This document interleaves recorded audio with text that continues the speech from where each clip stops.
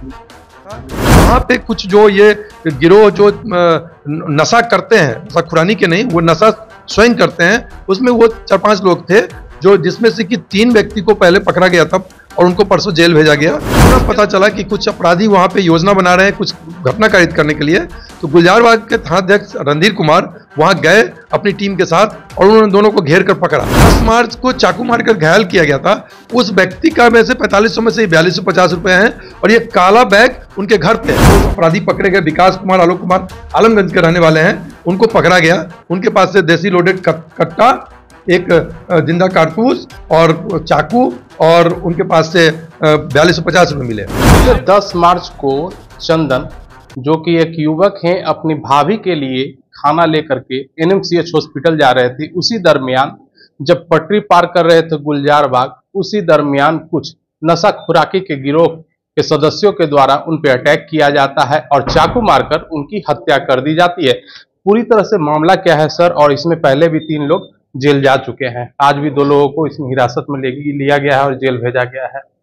वो जो चंदन कुमार जो मृतक हैं, वो 10 मार्च को अपनी भाभी को खाना देकर और फिर खाली डिब्बा टिफिन और एक काला बैग और 4500 रुपए उनके पास थे, वो लेकर वो ट्रैक पार कर रहे थे और वो नित्य की भांति नालंदा से वो आते थे खाना लेकर। उनकी भाभी एडमिट थी NMCH में और खाना खिलाने के बाद वो लौट जाते थे। तो वो प्रयोग करते थे शीतला माता मंदिर के बगल से जो ट्रैक है गुलजारबाग स्टेशन जाने के लिए, उस ट्रैक का प्रयोग करते थे। वहां सुनसान रात्रि में अंधेरा था। वहां पे कुछ जो ये गिरोह जो नशा करते हैं, नशा खुरानी के नहीं, वो नशा स्वयं करते हैं, उसमें वो 4-5 लोग थे जो जिसमें से कि 3 व्यक्ति को पहले पकड़ा गया था और उनको परसों जेल भेजा गया। उनके द्वारा बताया गया कि ये उनके निशानदेही पे टिफिन मिला था और शुरू में जो पूछताछ की गई थी घर वालों से, तो उन लोगों ने उसके पास कोई भी सामान या कैश होने से मना किया था। वो मृतक के भाई ने बताया था। उसके बाद हम लोग को ये पता नहीं था कि उनके पास सामान क्या है। फिर पुनः कल 17 मार्च को जब पुनः पता चला कि कुछ अपराधी वहां पे योजना बना रहे हैं कुछ घटना कारित करने के लिए, तो गुलजारबाग के थानाध्यक्ष रणधीर कुमार वहां गए अपनी टीम के साथ और उन्होंने दोनों को घेर कर पकड़ा। उनके पास से देसी लोडेड पिस्टल, चाकू, बैग, काला बैग और साढ़े 4,000 में से 4250 रुपए मिले। जब सख्ती से पूछताछ की गई तो इन लोगों ने बताया कि जो 10 मार्च को चाकू मारकर घायल किया गया था, उस व्यक्ति का में से 4500 में से 4250 रुपए हैं और ये काला बैग उनके घर पे है। तो काला बैग में उसके निशानदेही से काला बैग बरामद किया गया और जो 2 अपराधी पकड़े गए, विकास कुमार, आलोक कुमार आलमगंज के रहने वाले हैं, उनको पकड़ा गया। उनके पास से देसी लोडेड कट्टा, एक जिंदा कारतूस और चाकू और उनके पास से 4250 रुपए मिले। क्या आपराधिक इतिहास है इन लोगों का? उनका आपराधिक इतिहास, पटना जंक्शन में वो विकास कुमार, आलोक कुमार दोनों चोरी के केस में जेल जा चुके हैं। इनके मृतक के पिताजी ने फिर बताया कि एक बैग भी था चंदन कुमार के पास और 4500 रुपए भी थी। इस प्रकार से ये पता चला कि लूट किया गया उनके साथ। जो युवक मृतक है उसने प्रतिरोध किया और उस क्रम में उसकी चाकू मारकर घायल किया गया, जिसका इलाज के क्रम में मृत्यु हो गई।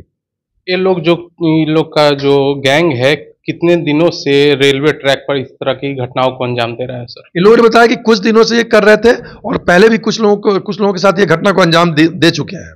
कितने घटनाओं को अंजाम दे चुके हैं? नंबर नहीं बताया है, लेकिन कुछ दिनों से ये कर रहे थे। उस बिंदु पर हम लोग अनुसंधान कर रहे हैं और जो परसों पकड़े गए थे 2-3 अपराधी, उनके पास से मोबाइल मिला है, तो उसमें भी हम लोग देख रहे हैं कि चोरी छिनतई जो भी किए हैं उसको हम लोग उस तरह से अनुसंधान कर रहे हैं और वैज्ञानिक तरीके से इसमें अनुसंधान किया जा रहा है। इस तरह की घटनाओं को रोकने के लिए क्या किया जाएगा? इसमें हम लोगों ने विशेष टीम बनाया है जो कि जितने भी सराउंडिंग एरिया है शहरी इलाके में, खास करके जो ट्रैक पास करते हैं, जैसे चिड़ियाटाल पुल के पास, कटपुलवा के पास, जैसे राजेंद्र नगर के पास, जैसे ये गुलजारबाग के पास, वहां पे पैदल गश्ती हमारी लगातार कार्य कर रही है और उसमें हम लोगों ने डिप्लॉयमेंट भी किया है।